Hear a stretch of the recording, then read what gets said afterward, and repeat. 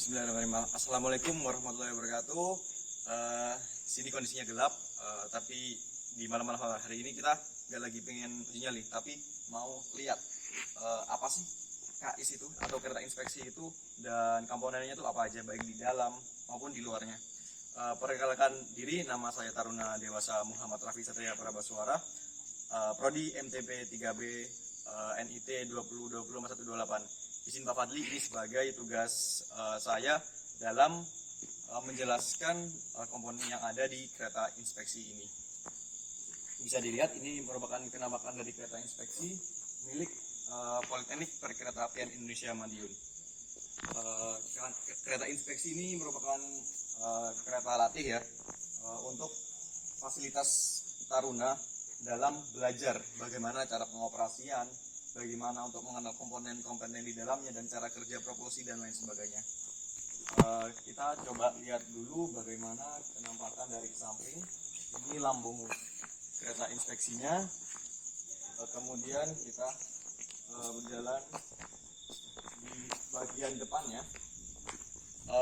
Untuk kereta inspeksi ini memiliki dua meja pelayanan, jadi bisa melakukan maju dan mundur, dan masinis bisa menempatkan diri mereka baik di ujung yang satu dengan ujung yang lainnya. Langsung saja kita langsung lihat ini peralatan yang terdekat ya. Di sini ada alat perangkai atau coupler ya. Di sini fungsinya untuk menyambungkan kereta inspeksi dengan rangkaian kereta yang lainnya. Di sini tidak hanya ada coupler aja, di sini ada rantai. Rantai juga satu rangkaian dengan coupler yang fungsinya untuk merangkai kereta inspeksi dengan rangkaian lainnya. Kemudian ini adalah pipa bar dan insulator kop. Ini fungsinya untuk menyambungkan fungsi pengereman dari KIS dengan rangkaian kereta yang lainnya. Oke, lanjut. Ini bertuliskan berkos atau berat kosong, yaitu 27.500 kg atau 27,5 ton.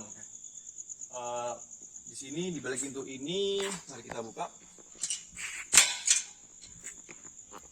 Ya, ini adalah radiator dari kereta inspeksi. Radiator itu fungsinya untuk apa? Radiator adalah suatu alat membantu untuk mendinginkan mesin, khususnya mesin diesel di dalam kereta inspeksi ini supaya tidak mencapai overheat. Nah, bagaimana cara kerjanya? Ini kisi-kisi ini menerima udara yang dibantu oleh kipas yang digerakkan oleh mesin dari KIS ini, dan di dalamnya terdapat cooling system ya, menggunakan cairan pendingin. Di sini harus diperhatikan sebelum beroperasi. Jadi tidak ada sesuatu yang menghalangi kisi-kisi ini, baik itu merupakan partikel debu atau ada suatu benda yang masuk atau kecacatan dari tiap kisi-kisinya karena pentalan benda-benda seperti batu dan lain sebagainya. Itu harus dirapikan lagi, kemudian tidak ada kebocoran, dan dipastikan di bawah di sini di ruangan radiator ini benar-benar tidak ada barang-barang yang tidak seharusnya di sini. Contohnya seperti hewan-hewan atau barang-barang yang tidak semestinya di sini, entah itu barang yang mudah terbakar atau yang lainnya. Oke, kita tutup dulu.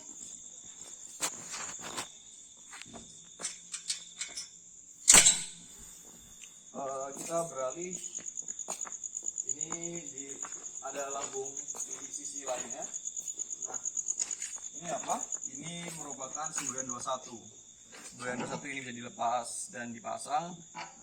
Fungsinya untuk menandakan bahwa ini merupakan rangkaian terakhir dari rangkaian kereta. Oke, lanjut. Ini ada angka 2005, yaitu KIS ini mulai dioperasikan tahun 2005. Selanjutnya ini hal yang sama di ujung yang lainnya, ada alat perangkai atau coupler dan juga perangkai untuk sistem pengeremannya.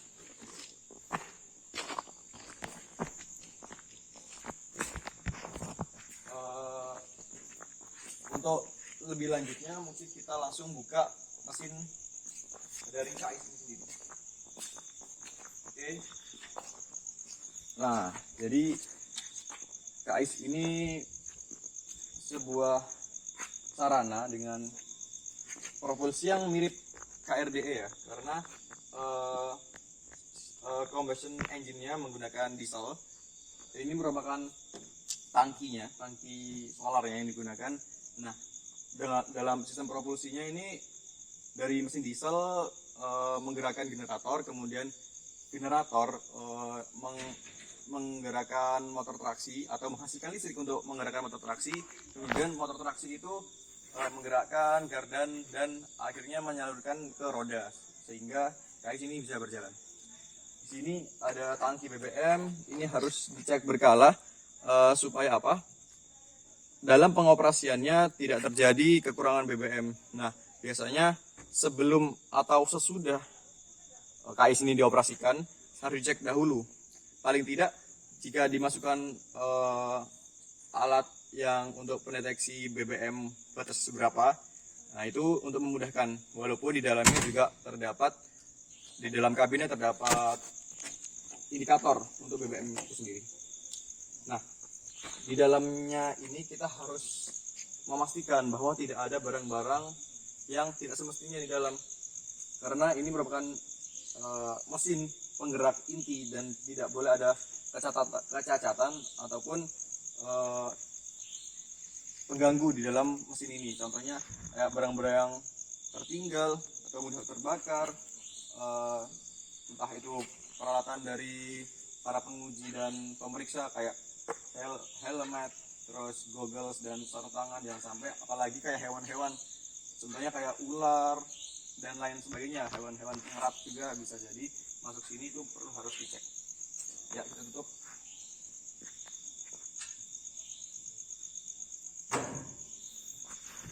Selanjutnya di sini kita lanjut ke sistem pengeremannya. Jadi bisa dilihat ini merupakan sistem pengeremannya. Ini merupakan silinder brake-nya dari pengereman ini KAIS. Kemudian di sana terdapat auxiliary reservoir dan ini exhaust atau knalpot. Knalpot ini diselubungin kain untuk mereduksi panas yang dihasilkan dari exhaust ini. Ini sudah termasuk bagian frame di bawah dari KAIS itu sendiri. Ini terdapat bogi. Nah, di sini perlu dipastikan ya. Ini merupakan pegas atau kita sebut spring. Ini perannya sangat vital untuk mereduksi getaran atau guncangan yang dihasilkan KAIS ini saat berjalan. Nah, karena vital kita harus selalu memperhatikan durability-nya. Jadi harus diperhatikan jika dilihat secara visual apakah ada keretakan, kemudian apakah ada pengkoroposan yang sekiranya dapat yang seharusnya harus diganti dengan segera. Bisa dicek dengan cara mengetuk. Jika terdapat perbedaan atau keretakan, itu bisa langsung dilaporkan. Nah, kemudian kita dari bawahnya ini ada brake shoes atau sepatu, dalam bahasa Indonesia sepatu pengereman ya. Ini.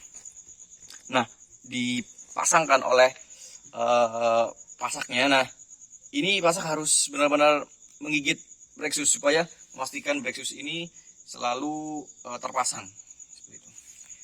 Juga harus dilihat kayak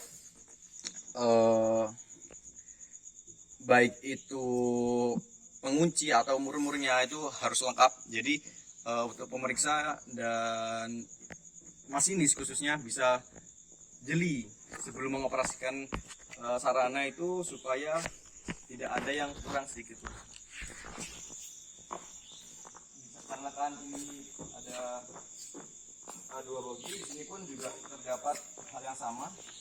Ada spring, ada brake shoes, ada pasaknya juga. Kemudian itu di sana ada motor traksi. Ini merupakan motor listrik yang menggerakkan kardan yang kemudian disalurkan ke gearbox, dan gearbox akhirnya menggerakkan roda dari KAIS ini. Oke, kita mungkin menuju ke lambung sebelah.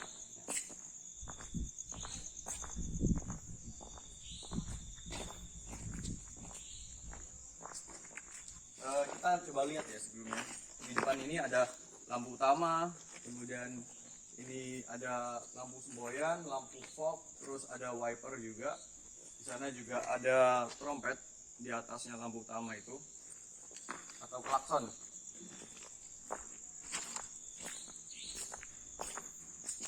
Oke, semoga kelihatan ya, karena ini posisinya gelap.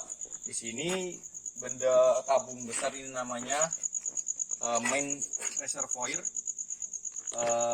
Ini sebagai storage dari udara yang dipakai untuk pengereman, dan pada saat setelah pemakaian KAIS ini perlu diperhatikan bahwa biasanya di dalam main reservoir ini ada air yang harus dikeluarkan. Jadi setelah menggunakan KAIS ini perlu diperhatikan bahwa harus segera dicek bagaimana jika terdapat air harus dikeluarkan lewat keran ini.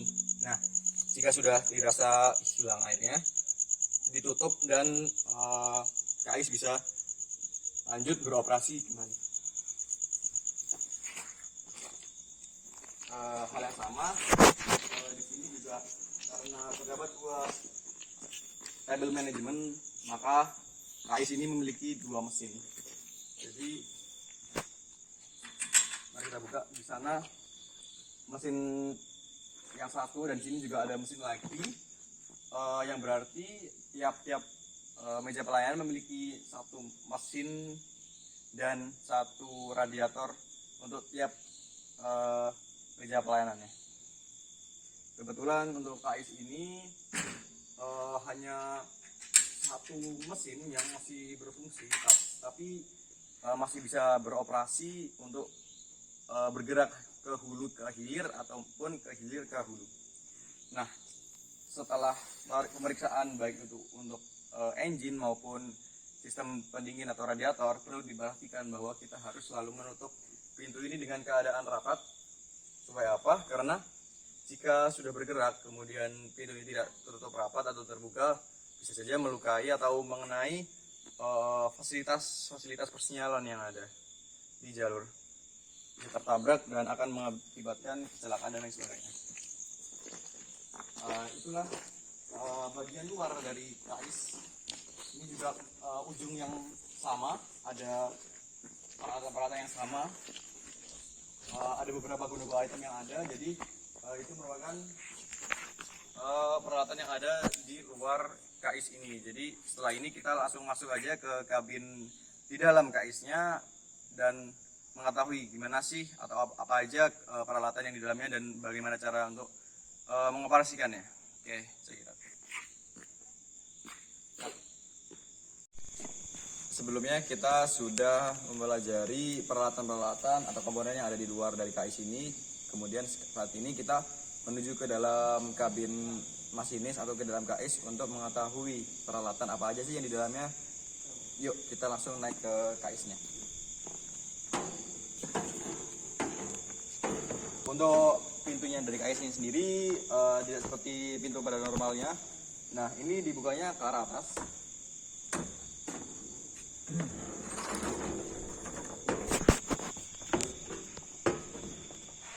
Mohon maaf, di sini memang gelap ya, karena kondisinya udah malam, tapi tetap semangat karena belajar tidak mengenal waktu. Lanjut, kita menuju ke meja pelayanan. Nah, ini merupakan meja pelayanan nomor 2 karena di sini terdapat engine 2. Jadi kita asumsikan bahwa ini merupakan meja pelayanan 2. Di sini ada master control. Di master control ini ada throttle. Nah, throttle ini fungsinya adalah untuk pengatur tenaga yang dihasilkan oleh KAIS ini sendiri. Untuk throttle ini terdapat normal dan P1, P2, P3 dan P4. Nah, dan untuk satu throttle ini juga berfungsi sebagai pengereman.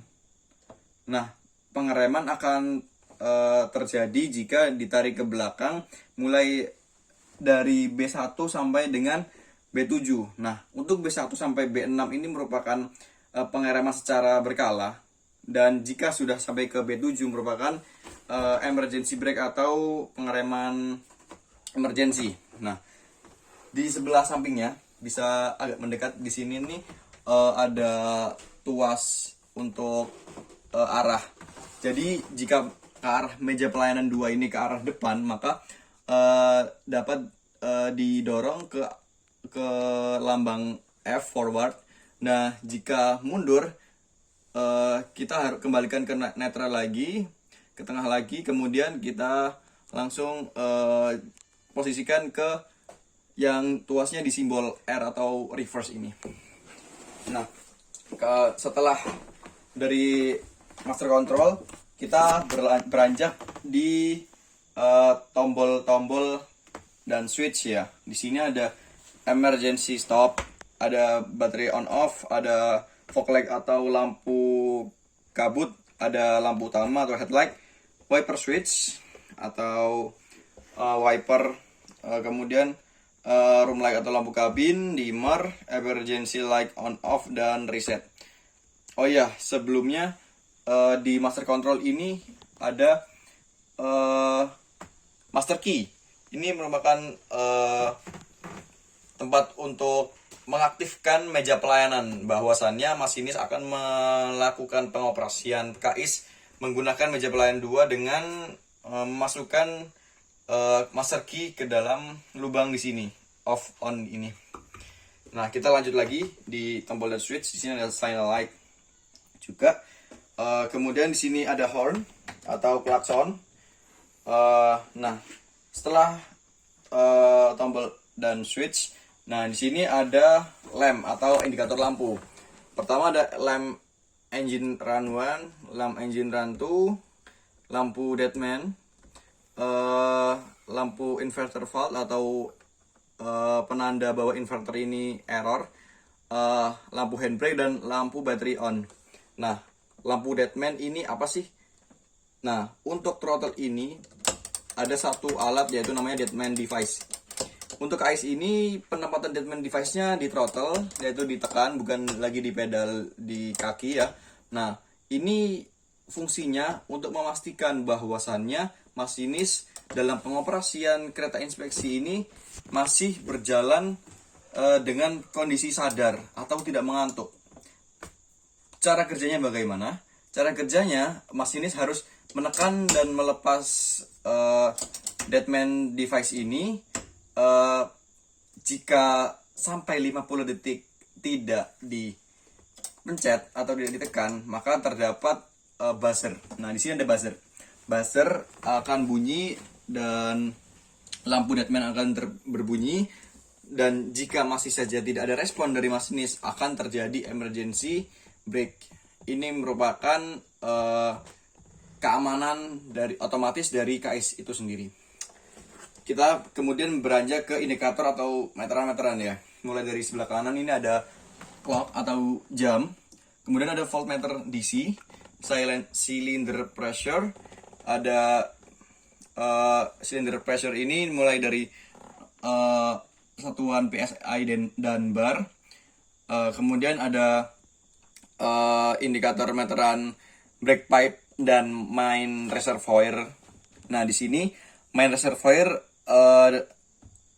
dilambangkan dengan jarum merah dan brake pipe yang warna hitam. Kemudian fuel meter di sini dilambangkan EMT setengah dan F yaitu full. Sini ada speedometer mulai dari 0 sampai 120 km per hour. Nah, di sini biasanya untuk KAIS ini pengoperasian di lintas kampus PPI Madiun antara 0 sampai 10. Tapi amannya biasanya tidak kurang dari 5 dan tidak lebih dari 10. Kemudian ke kiri lagi ini ada display engine untuk menyalakan dari KS ini sendiri, yaitu start engine ya, display engine. Nah ini dinyalakan, dan untuk start engine-nya memakai power command ini. Di sini ada tabel kereta api yang mana ini merupakan suatu seperti apa ya, berita bahwasannya masinis ini dalam perjalanannya telah melewati apa saja, maksudnya rincian masinis kegiatannya dalam pengoperasiannya di jalurnya. Nah, kemudian beranjak ke atas, di sini ada alat komunikasi radio lokomotif sebagai alat komunikasi antara masinis dengan PPKP atau PPKA. Di sini ada button and switch-nya, dan di sini juga ada handle atau gagang dari alat komunikasinya. Nah, beranjak ke bawah sini ada DS1 dan DS2. Ini apa sih? Ini merupakan tuas untuk menentukan bahwasannya engine mana yang digunakan atau motor traksi mana yang digunakan. Jika saya tuas, misal salah satu tuas ini saya turunkan, jika contohnya DS2 saya turunkan bahwa engine-nya akan menyalurkan generator akan menyalurkan listriknya ke motor traksi 2. Nah, contohnya seperti ini. Nah, dengan demikian meja pelayanan DS2 ini atau meja pelayanan 2 ini sudah bisa aktif untuk motor traksi di meja pelayanan 2 ini. Nah, kembalikan ke normal. Begitu juga dengan yang DS1. Kemudian di sini ada engine-nya, bisa dekat. Di dalamnya ini terdapat aki, kemudian mesin utama.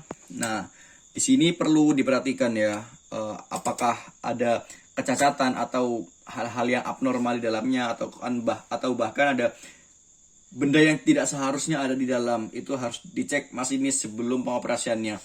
Termasuk juga dalam oli. Ini merupakan indikator oli. Jika sekiranya olinya kurang, nah itu perlu dicek. Jika di jarumnya ternyata kurang, nah perlu diketahui bahwa apakah olinya ini terjadi rembesan atau bocor, atau ada leaking dari blok mesinnya. Nah itu harus segera diperbaiki, karena sejatinya oli ini hanya merupakan moving parts yang ada di blok engine, tidak boleh sampai keluar. Oke, kita tutup. Kemudian di sini ada apar untuk merupakan fasilitas tanggap darurat jika terjadi kebakaran. Kita naik lagi, di sini ada pintu untuk membuka radiator. Nah, di sini ada radiator, tangki radiator. Nah, ini merupakan tangki utama ya, untuk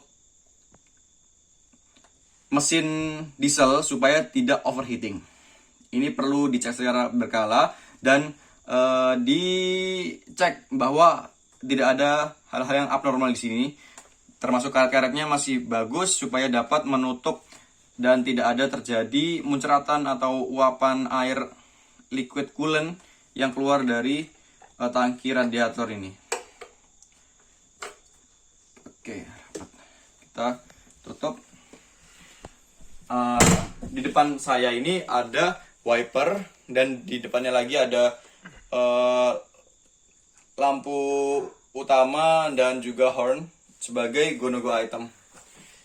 Oke, kita langsung ke bagian sini. Ini disebut emergency brake. Jadi cara kerjanya, jika terjadi sesuatu emergency dan kereta harus diberhentikan, maka harus dipecahkan kemudian ditarik tuasnya. Di sini kita beralih ke sini, ada brake control. Coba kita buka. Ini merupakan sistem pengereman pneumatik yang ada di kereta inspeksi ini. Harus dicek sebelum pengoperasiannya bahwa tidak ada hal-hal yang dirasa abnormal. Semua tertata dengan rapi, kabel-kabel tidak ada yang berantakan, dan semua tersambung. Jadi harus benar-benar dicek. Oke, kita tutup lagi. Selanjutnya di sini ada inverter. Masinis juga harus mengecek bahwa inverter ini berfungsi dengan baik, dan jika terjadi error akan ada indikasi di indikator di meja pelayanan. Kita beralih ke meja pelayanan yang ke-1 dengan master control, switch, dan indikator yang sama. Nah, yang di sini ada panel control. Kita buka. Nah, di panel control ini banyak switch untuk mengalirkan tenaga listrik untuk menyalakan hal-hal seperti lampu, terus sirkulasi udara atau fan atau AC dan lain sebagainya. Nah, cara pengoperasiannya yaitu setelah engine dinyalakan, switch yang ada di sini dinaikkan mulai dari kiri ke kanan. Nah, jika selesai digunakan KS-nya dan ingin dimatikan, maka